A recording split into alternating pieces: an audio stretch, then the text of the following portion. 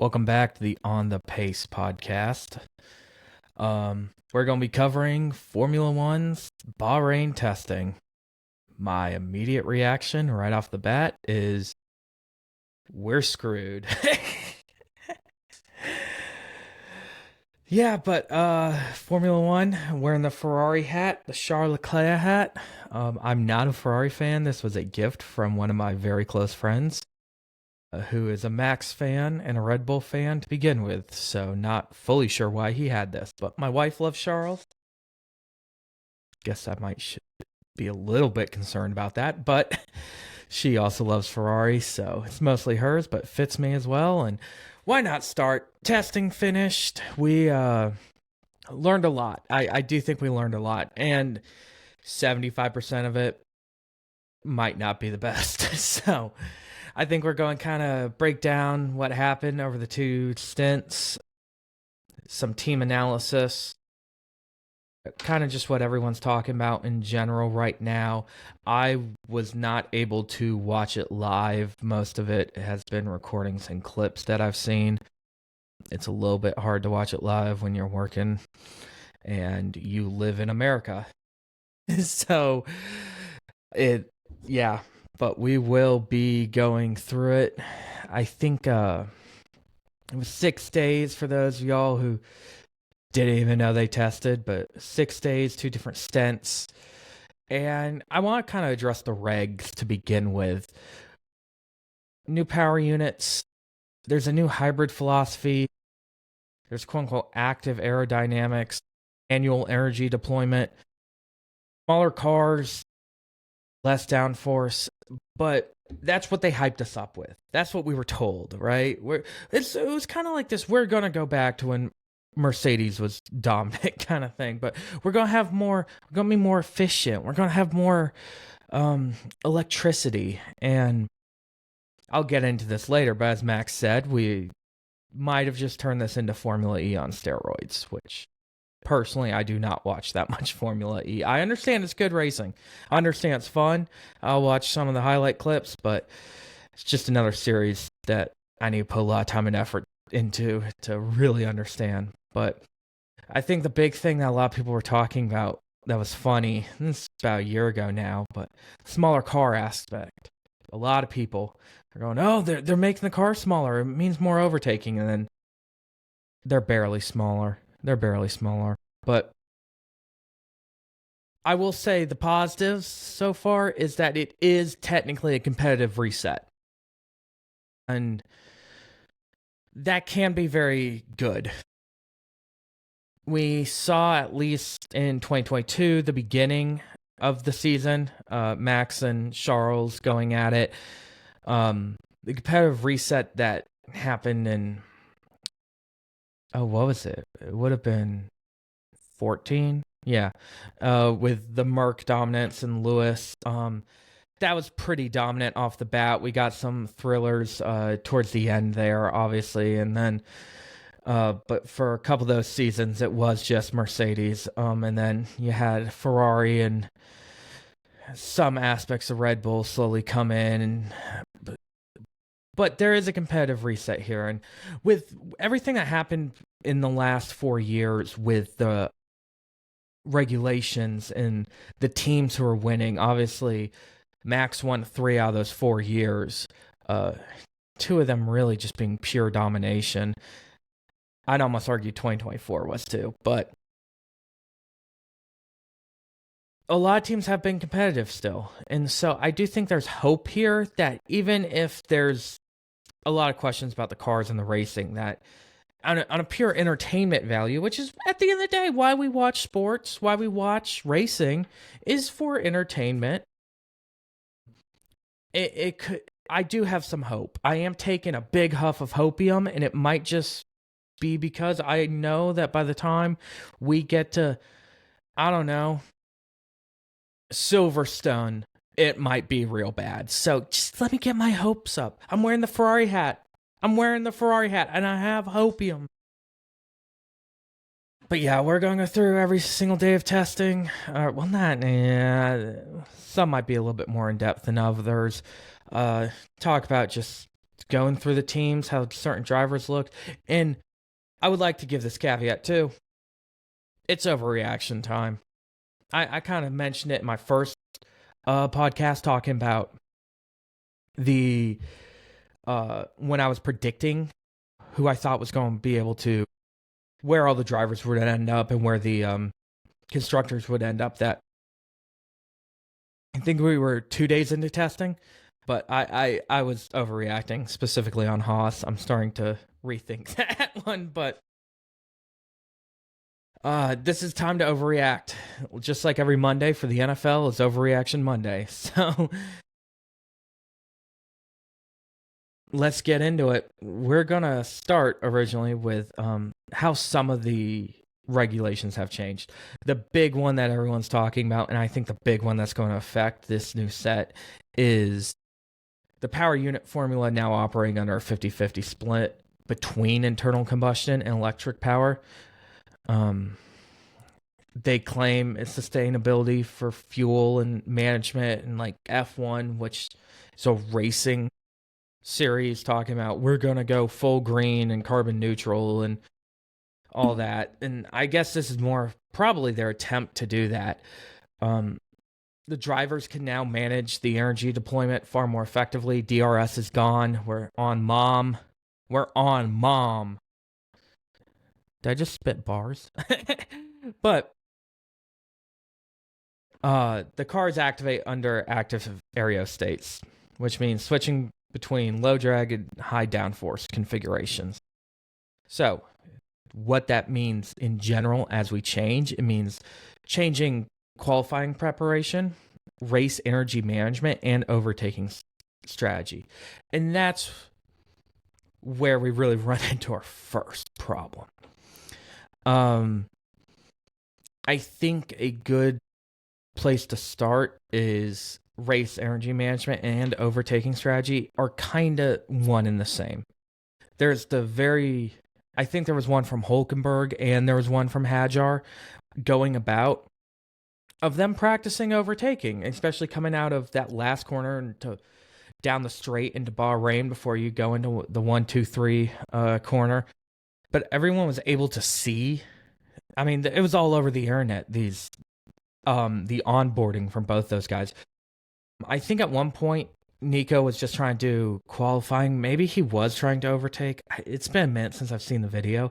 But he ran out a third down the straight. What happened? And they lost power. What happened with Isaac was, I think he was practicing overtaking Bottas, basically. I'm not sure if they actually like really practiced that amongst each other, or Bottas was doing a cool down lap and Isaac was like, now's the time to practice it. And I mean, it was 2 seconds of an energy burst for him to kind of get up beside him, but then the battery needed to recharge. And I understand with both these drivers, this is something that I kind of wanted to point out, but with both these drivers, you have Ford and you have Audi now. These are new power units.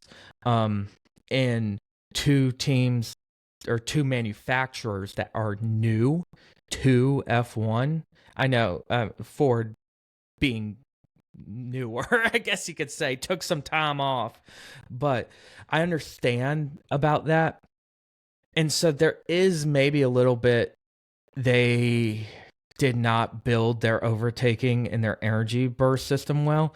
And that's my little bit of hope. Yet at the same time, we kind of saw it from everyone. We saw it from Ferrari and Mercedes, and it might be a problem. I know a couple people were talking about how maybe you're gonna have to overtake through corners, and I don't mean like hard braking zone corners. I mean like kind of the mid-speed corners, where you just boost up through a corner and then immediately go defend. I don't really fully know what we're going to see out of this. And it is objectively depressing. And this, I think everyone's kind of lied to right now. Everyone's talking about, oh, this is going to make the racing better. And there was like that weird tease about bringing the V8s back, the V10s. Bring the V10s back. Oh, who wants that? And then just to get, I mean, I kind of spoke into it when I was talking about Daytona. And I actually saw someone comment on one of my shorts about NASCAR being the eternal parade lap. Well, it's not looking too good for this series right now either, is it? It's not looking too good.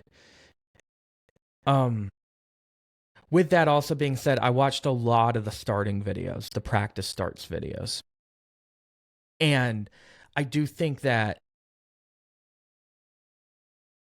we're possibly looking at the first lap goes wild and then everyone settles in and then it becomes a pit strategy game, which I'm all for. I love the pit strategy games. I actually find it interesting. Now, I do think sometimes, like when you're watching, the commentators will hype it up. Like, if he could pit here, he might be able to overtake on the last lap. And then it never happens.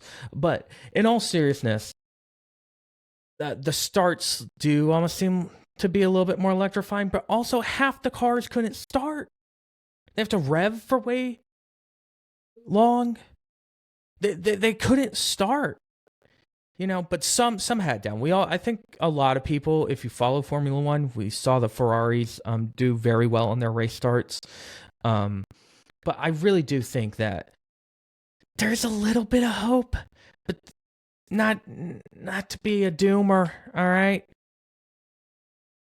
The hope might be coming in 2029. That might be when these regs, and then they'll change them again. So who knows?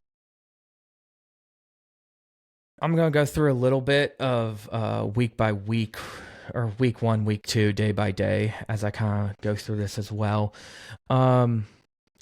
Day 1, this is a big one that I saw. Lando top time sheets, Max Charles, and then, it was Lando, Max, Ocon, if I'm correct. But it doesn't mean that much. It's a world championship from last year. You just they're just all testing things. They're all testing things. You never really know. I expect Lando to be fast in general. I expect McLaren to be decent. I expect him to be able to make that shift to these new regulations. But everyone's just testing things. I think what's important was mileage. Ferrari and Mercedes did a lot of mileage. Obviously a lot of teams did a lot of mileage, but if they did the most. The drivers completely reported lower downforce.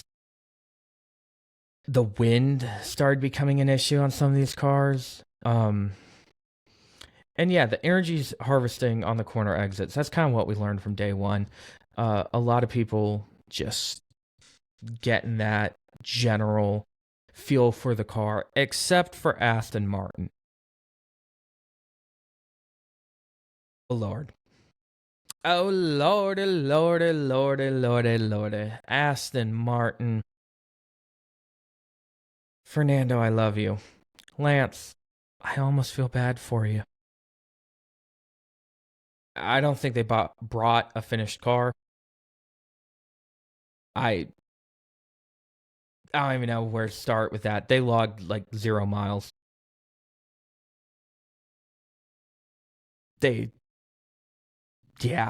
Aston. We'll speak into Aston later, I think. Day 2, it's kind of the same thing. They're experimenting with energy development, aero balance, ride height correlation. And then again, Aston looked awful.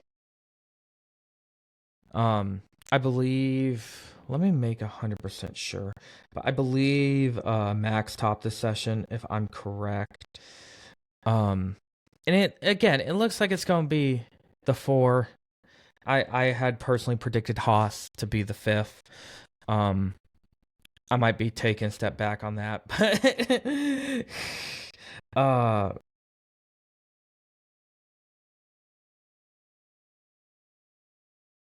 we will see. But again, I don't even know what to say about Aston. They looked abysmal the first week. And I mean, Fernando was in the media the entire time talking about the problems with the car and this and that. And I just, I'm worried he's lost it. I'm really worried he's lost it. I hope he hasn't because I want that 33rd for him. But I do think he's lost it, truthfully.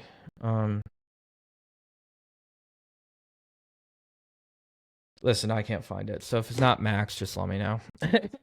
I know Kimmy was day 2 last or the second week, but and also on day 3, Kimmy was top.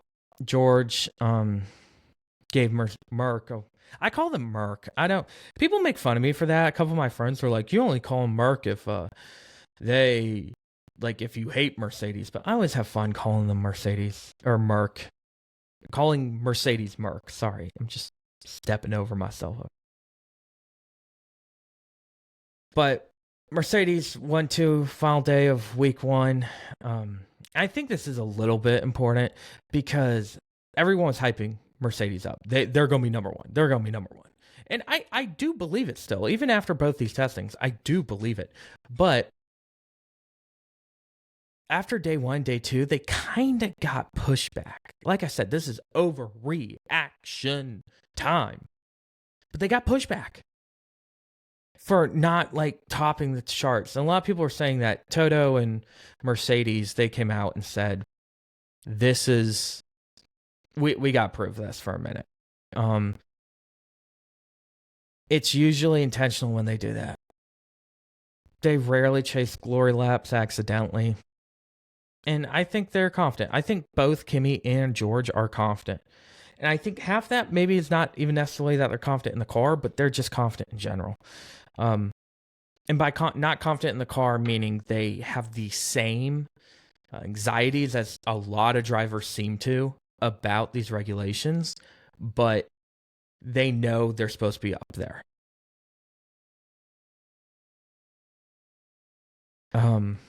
Which gets us into week 2. And week 2 is also as well where teams traditionally reveal more. The fuel loads drop, the soft tires appear, and performance simulations really begin. Day 4, George tops it. Oscar and Charles were within tenths on day 4. I think day 4 really taught us that Mercedes is as quick as everyone talks about, which we'll talk about the sandbagging. McLaren is very consistent.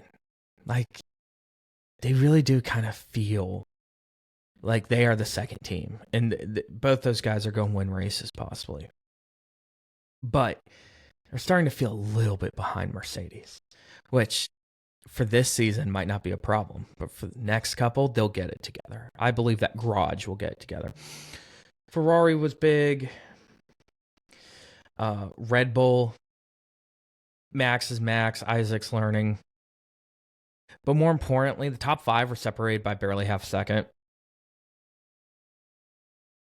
It's testing.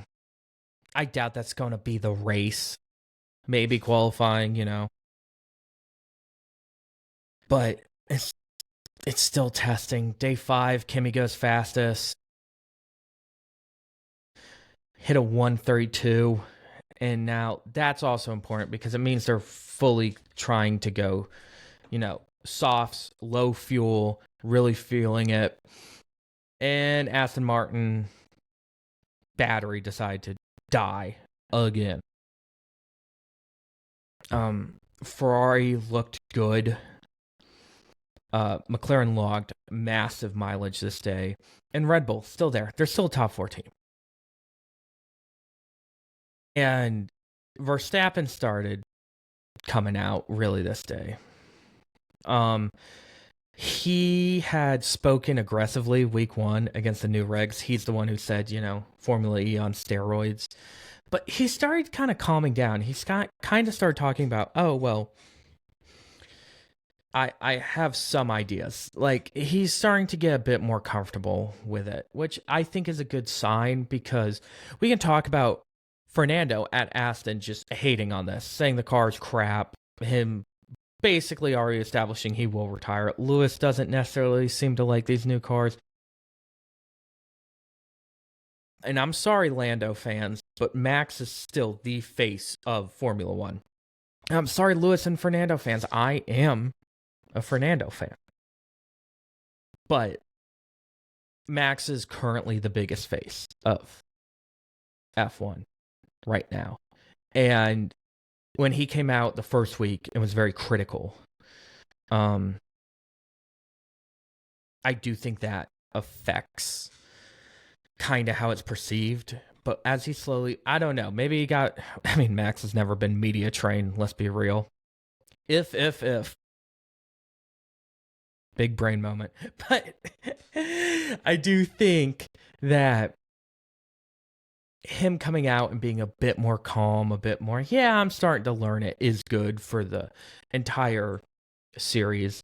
And maybe not so good for George or Kimmy or Lando or Charles, that he's getting the hang of it. But I think it's good overall. Day 6, Charles goes fastest, 1:31.9. Across all testing, he was the fastest. The Ferrari fans are in pure just snorting hopium right now, including my wife. But Norris, Verstappen, Russell, Gasly, and Behrman, that rounds out the top 6 on the day. I was correct about Gasly, and I was correct about Behrman. I'm calling it now. Everyone come for me later. But I think this is more important as a Ferrari situation. And so Ferrari goes fastest. Charles is there. They had the crazy 180 wing situation, which I guess I didn't fully discuss, but that was, I've never seen anything like it. That was insane. And I guess, I mean, it'll get banned. It will 100% get banned. But I guess there were no technical rules to stop them, and they found that out. But on light fuel, soft tires kind of thing, it shows that Max is Max, but all those other guys, it's going to be Mercedes and Ferrari, I think, again. Even between Gasly and Behrman, Gasly's repping a Mercedes inside that car. Behrman's repping a Ferrari inside that car. Sponsored by Toyota, though.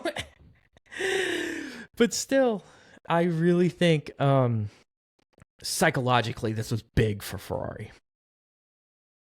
So the term everyone loves to use during testing is sandbagging.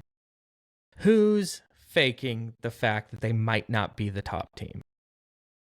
And there was a lot of this on Mercedes. I kind of mentioned it myself. There was the idea that when they went fastest, it was because they could be doing that.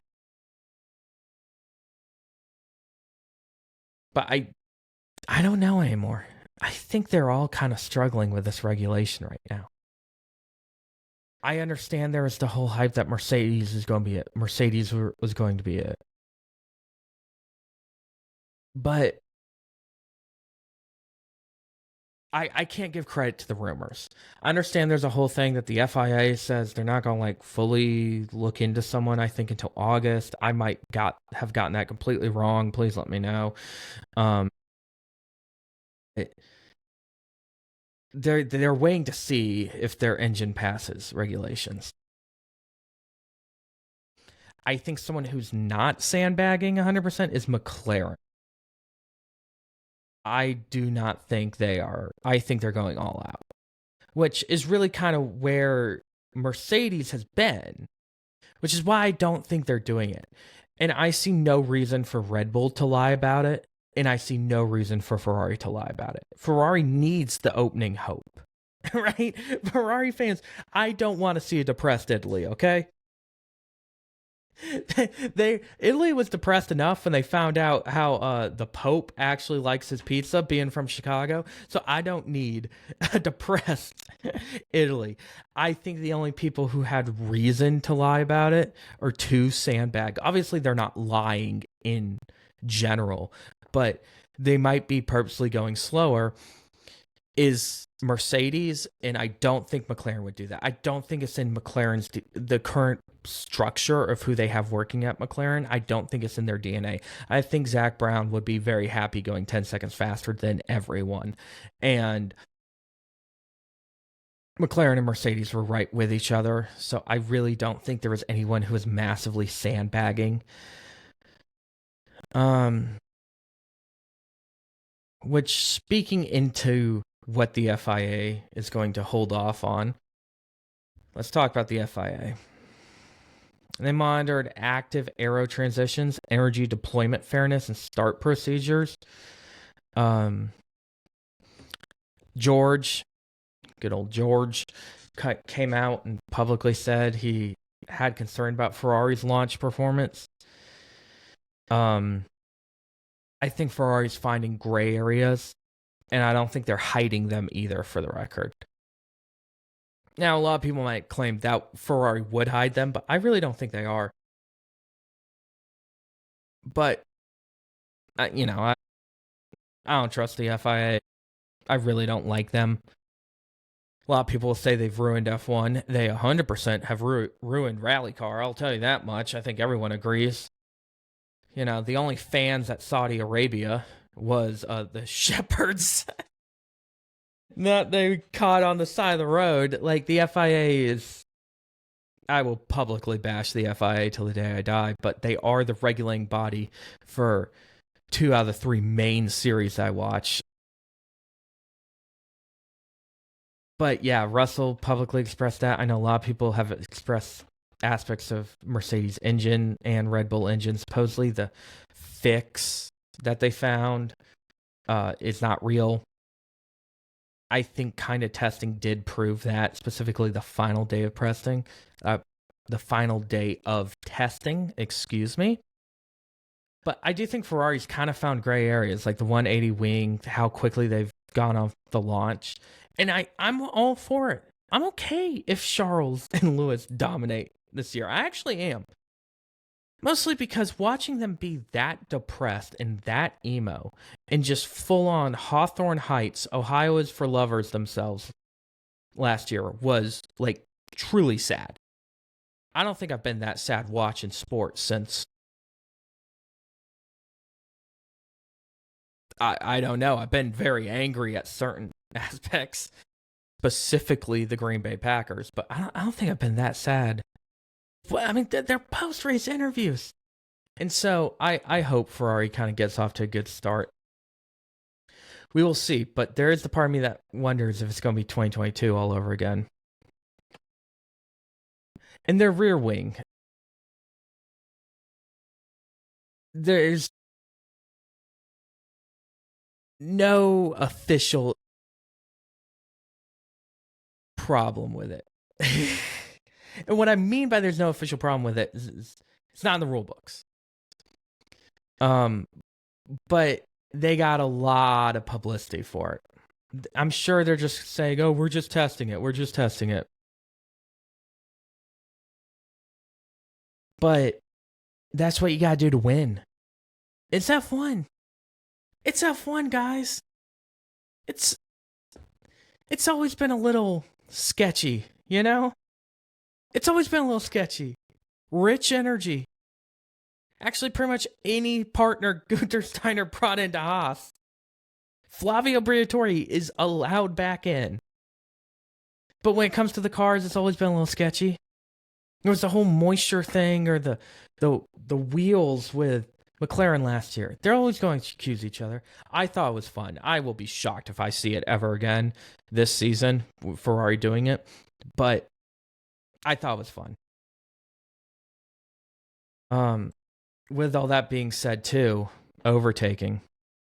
I kind of already touched on this, but it creates a new overtaking dynamic, and I don't think the FIA or Formula One is going to back off these regs. They could be awful. They could very much well be the worst thing you've seen in years, and I don't think they'll back off of it. So I do think we're going to see different types of overtaking. I think it's going to suck. I think it's going to suck. Mark my words. But in all seriousness, I think they're just going to have to adapt. I think we might have to adapt too. And I know it's not racing. It's energy warfare.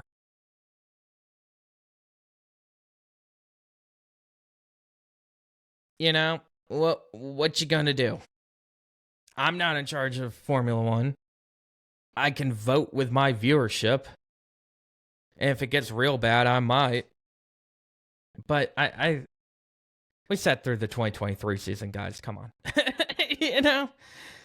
But the technical battle side and deployment battle side, it'll be interesting. I'm very excited for Australia because I really do think Australia will set the pace for what the rest of the season.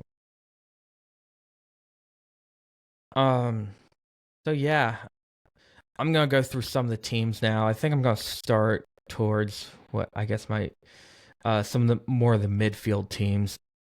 So just in general, I'll start with RB just off the top of my head.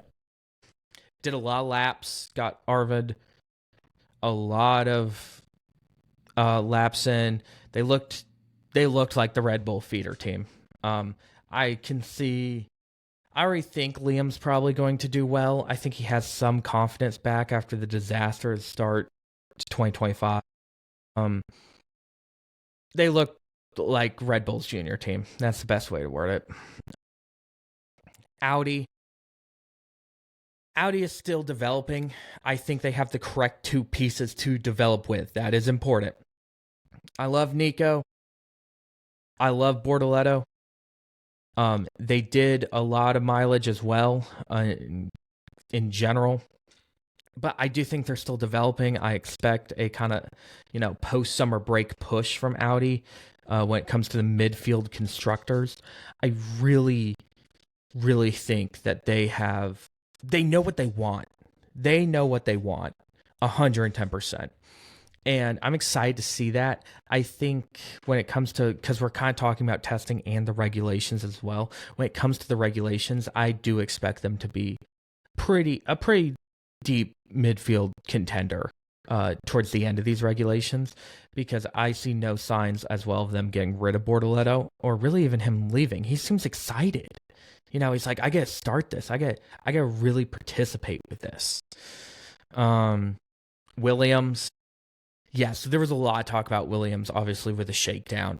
Williams did not look as good as James Vowles promised Williams would look. And they were consistent. There were no major issues. And that was a big important thing. Because some teams had some pretty big issues. But if I'm correct, there was no major issues coming out of Williams. That's why I say they were quiet, though. They weren't up there. They weren't just pounding down laps. They weren't just, oh my gosh, shock test like Carlos Sainz last year. They weren't just terrible either. But James Vowles, you promised 2026 was the year. You promised. You said, you bet break everything, right? This was it. And you look like a midfield team.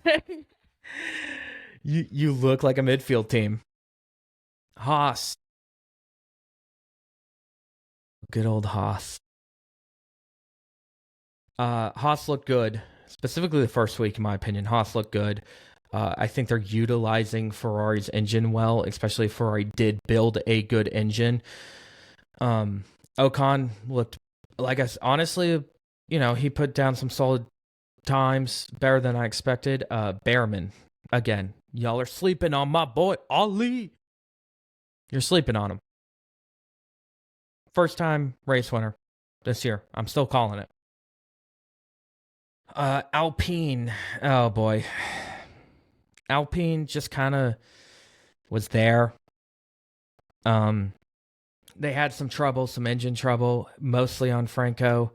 Franco had some start trouble.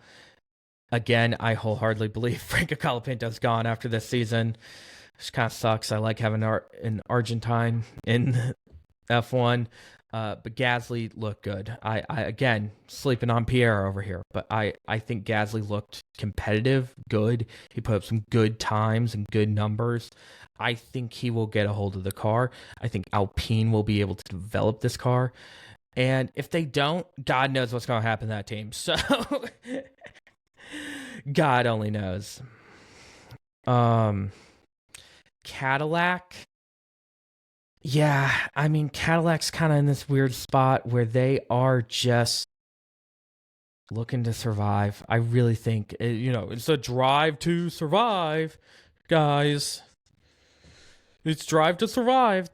They look decent. They're learning. They are learning big time. And that is important. That's what's needed. But I don't really have much to say. I think they'll be bottom of the barrel for sure. And that's okay. That's okay.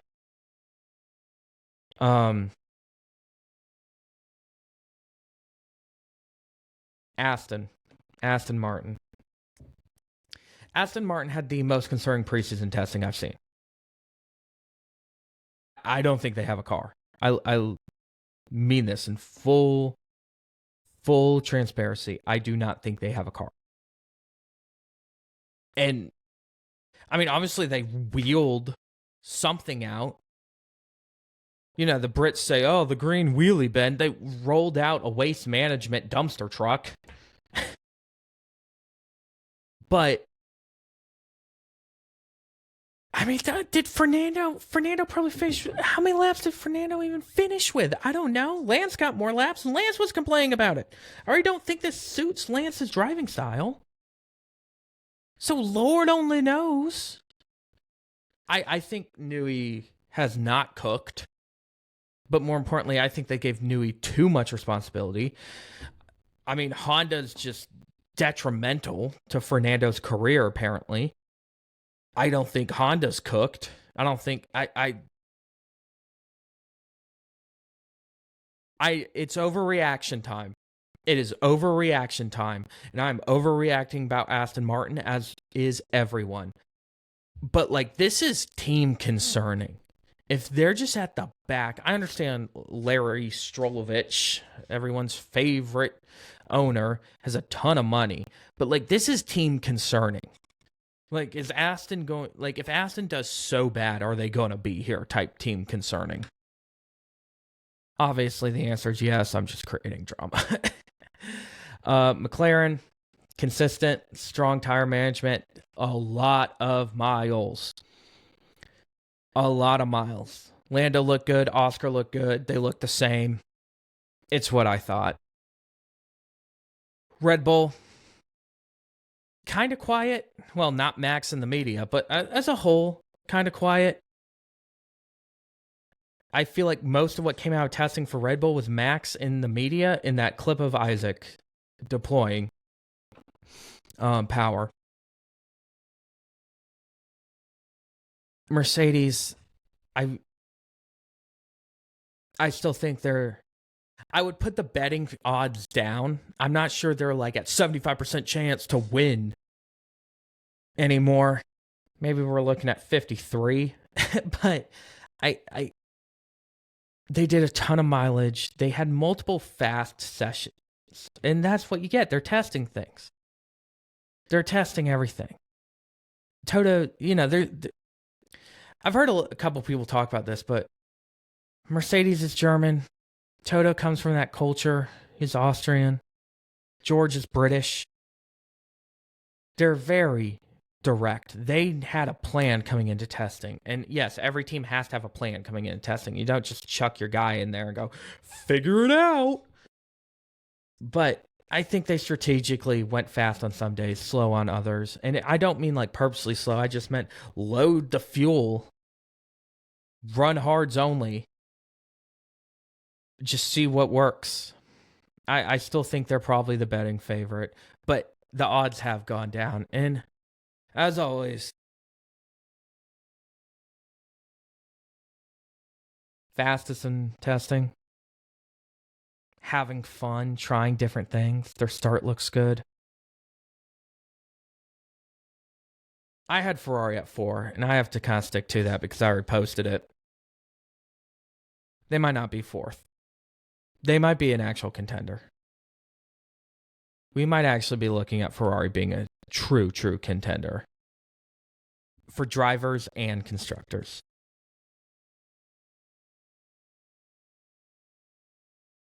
Just a couple things to wrap up, I guess.